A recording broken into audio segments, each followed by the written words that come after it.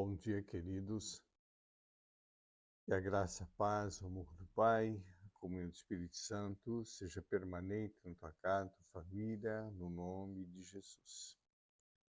Continuando aqui no livro de Atos Apóstolos, tem muitas coisas a gente estudar, muito profundo o livro de Atos Apóstolos. Como já falei, a continuação do Evangelho de Lucas, né? Uma continuação do Evangelho de Lucas. Instituição da diaconia.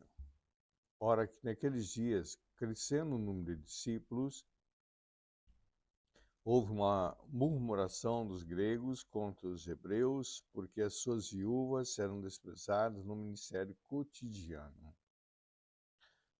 E os 12, convocando a multidão dos discípulos, disseram: não é razoável que nos deixemos a palavra de Deus e sirvamos à mesa. Escolhei, pois, irmãos, dentre vós, 7 varões de boa reputação, cheios do Espírito Santo, de sabedoria, aos quais constituamos sobre esse importante negócio, ou seja, importante ministério. Mas nós perseveraremos na oração e no ministério da palavra. Este parecer contentou a toda a multidão. Elegeram Estevão, homem cheio de fé e do Espírito Santo, Felipe, Procono, Nicanor, Timão, Eparmenas, Nicolau, prosélitos de Antioquia. E os apresentaram ante os apóstolos, e esses, orando, lhe puseram as mãos. E crescia a palavra de Deus em Jerusalém, se multiplicava muito o número dos discípulos, e grande parte do sacerdote obedecia à fé. Queridos, aqui quando foi instituído os diáconos, né, no ministério, na igreja, era grande o número de pessoas que iam crescendo, né, e a importância da administração da palavra. Aí, muitas vezes, pessoas ficavam sem ter atendimento, sem ter o acolhimento mais profundo. Os discípulos, os apóstolos, tinham o ministério da palavra. Então, se levanta a diaconia para cuidar da igreja, para cuidar.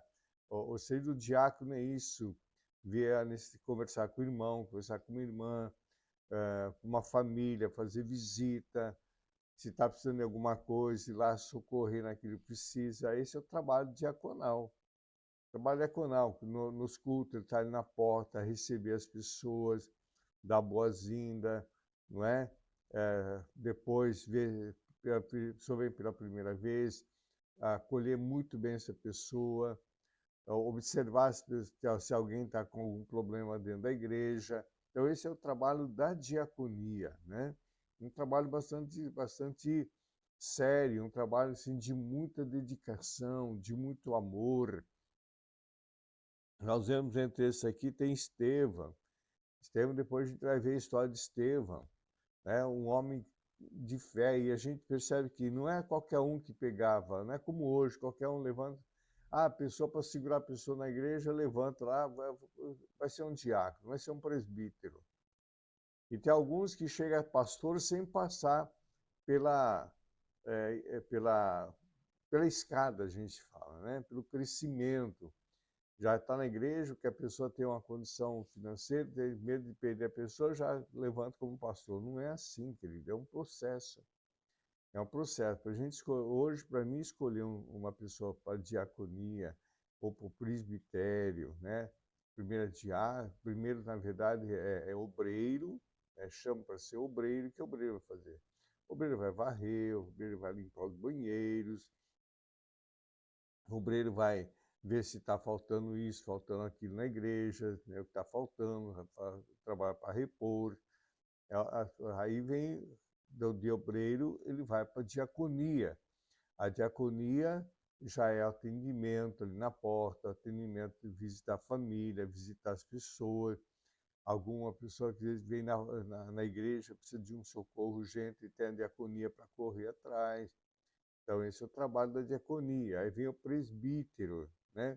O presbítero, o que é o presbítero? O presbítero é um pastor em evidência, tá certo? Ele é chamado ali para pregar a palavra, ele vai ministrar a palavra. O seu pastor não tiver, ele pode até fazer um casamento, não é? Fazer um batismo. Então, esse é o trabalho do presbítero. Para aí a gente vê o desenvolvimento dele para ele chegar ao pastor. E de pastor, com o trabalho que ele vai desenvolvendo, ele vai agregando, vai abrindo, vai implantando mais igreja, a gente vê que é uma pessoa que ela é um evangelista. Então ele vai ser chamado para ser um pastor coordenador, vai coordenar uma região. Daí da coordenação vai para bispo, né? Então esse é o processo hierárquico que uma igreja trabalha para que a gente possa realmente ter uma estrutura ministerial. Como eu falei, eu acredito que falei ontem, eu disse ontem, não lembro, que eu falei do Maná, existe uma cadeia de comando dentro da igreja. E essa cadeia de comando não é instituída pelo pastor, pelo apóstolo, essa cadeia de comando é do próprio Deus. É o próprio Deus que instituiu essa cadeia de comando. E eu digo o seguinte, como sempre tenho dito, né? O reino das trevas conhece muito, muito, muito bem essa cadeia de comando. E eles andam nessa cadeia de comando. Tanto é que o reino das trevas é muito mais organizado do que o reino de Deus, porque a igreja, o reino de Deus é a igreja, tá certo? Não que o reino de Deus seja, o reino de Deus é organizado, o que quer dizer a igreja. Agora a igreja não tem seguido com integridade, com profundidade essa cadeia de comando. A igreja, ela é o corpo de Cristo na terra. Então, a igreja, como corpo de Cristo, ela tem que seguir as diretrizes que vêm do alto, vêm do Senhor. Né? É Pai, Filho e Espírito Santo. São três pessoas numa só, sim, mas cada um, cada um tem a sua função. Jesus, nosso Pai, o Deus, é o Criador de todas as coisas. Enviou seu Filho, seu unigênito, para nos salvar, para nos libertar. E ele falou assim, não vim condenar o mundo, eu vim salvar o mundo. Eu vim para salvar. Aí, já no livro de João, antes da sua passar pelo Calvário, ali ele fala, olha, ele ia voltar, não sei o que, ia voltar para o Pai, e ele falou, mas não vou deixar ele órfão, vou enviar do meu Espírito, estará com vocês até o último dia. Ele vos convencerá do pecado, do juízo e da justiça. Então Jesus veio para salvar, mas Jesus nunca tentou convencer alguém que estava errado.